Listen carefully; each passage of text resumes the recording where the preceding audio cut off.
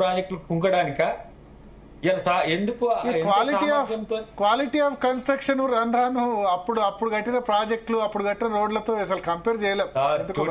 ఈ రోజు ఏవైనా రాఖీగా కట్టొచ్చు. ఈ రోజు ఉన్న టెక్నాలజీకి నాగార్జున సాగర్ కట్టింది ఏందో ఒకసారి మీరు పాత వీడియోలు గాయత్రి కన్స్ట్రక్షన్స్ కట్టింది చూడండి. అది వేల మంది కార్మికులు ఏమంటారు సంట్రింగ్ మేస్త్రి లెక్క ఉండి అది డ్యామ్ అబ్బా. డ్యామ్ కున్ను బ్యారేజీకి చాలా తేడా ఉంటది. మరి డ్యామే నిలబడితే బ్యారేజ్ ఎట్లా? కాదు బ్యారేజీలు చాలా కష్టం. Barrage is a temporary. కాదు ఒక్క నిమిషం వినండి. మీరు ఇప్పుడు ఎంతో కొంత నేనైతే కొద్ది అవగాహన సంపాదించిన నీళ్ళ మీద ఒక్కసారి విను. నేనేమంటున్నా నమ్మకం లేక నీ దాని మీద ఒక్క మాట దాకా నేనేం టీఆర్ఎస్ లో లేను. ఒకప్పుడు ఉండే. కానీ నేనేమంటున్నా అంటే డ్యామ్ అనేది చాలా ఈజీ, బ్యారేజ్ అనేది చాలా కష్టం. అందుకే అర్ధర్ కాటన్ కట్టిన వాటిని కూడా కూల్ చేసుకొని మళ్ళీ రీమాడిఫై చేసి 1960 నుంచి 1980 మధ్యలో ప్రకాశం బ్యారేజ్ మళ్ళీ కట్టుకున్నాం, ధవళేశ్వరం మళ్ళా కట్టుకున్నాం. చాలా మంది అంటారు అప్పటి నుంచి ఇప్పటిదాకా ఉన్నాయి, 150 ఏళ్ళు ఉన్నాయి. 150 ఏళ్ళు లేవు. వాటి ప్లేస్ లో కొత్తగా మళ్ళీ కట్టుకున్నాం. కాదు కూల్చేయి కట్టేది ఎందుకే మనము? అట్లా ఒక్క నిమిషం వినండి. ఒక మాటే కూల్చేయి కట్టేది ఎందుకు? మనము డ్యామ్ మనం కట్టుకోలేకపోయినామా? తుమ్మిడిఎట్టి కాడ 148 147. కాబట్టి ఇక్కడ నేనేమంటున్నా, మీరు ఒక మాట అవినీతి మీద చర్చ పెట్టామంటే డ్యామా లేకపోతే ఒక మాట దయాకర్, మీరు ఒకవేళ తుమ్మిడియాడి దగ్గర కనుక కడితే నేను ఈ రాష్ట్రం కాదు దేశం వదిలిపెట్టిపోతా. ఇప్పటికీ రేవంత్ రెడ్డి ఇంకా 10 ఏళ్ళు టైం ఇస్తా.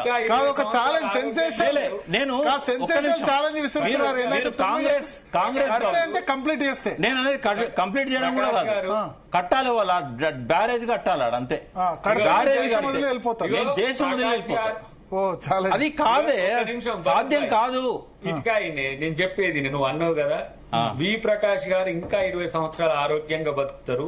ఎందుకంటే ఆయన ఆరోగ్య జాగ్రత్తలు తీసుకుంటాడు. నేను చెప్తున్నా వినండి, తుమ్మిడి హెట్టి దగ్గర బ్యారేజ్ కట్టే తీరుతాం. మీరు చూడలేదు పేపర్ స్టేట్మెంట్ కాదు, మీ ప్రభుత్వం చెప్పిన ఒక్క నిమిషం, మీ ప్రభుత్వం చెప్పిన స్టేట్మెంట్. ఒక్క నిమిషం దయాకర్, ఒక్క నిమిషం. మొన్న ఒక 4 రోజుల కింద పేపర్లు చూడండి. ఇక్కడ బ్యారేజ్ సాధ్యం కాదు కాబట్టి కిందికి పోయి ఇదే ప్రణాళిక మీద చాప్యాల్ వన్యమృగ సంరక్షణ అది మునగకుండా కిందికి పోయి అక్కడ బ్యారేజ్ కట్టడానికి ఇప్పుడు ఇంజనీర్లు ఏర్పాటు చేస్తున్నారు. మీ ప్రభుత్వమే తేల్చేసింది. అక్కడ బ్యారేజ్ కాదని తేల్చేసింది రేవంత్ రెడ్డి ప్రభుత్వం. నువ్వు అన్నావు కదా, నా మాట విను, నా మాట కూడా విను.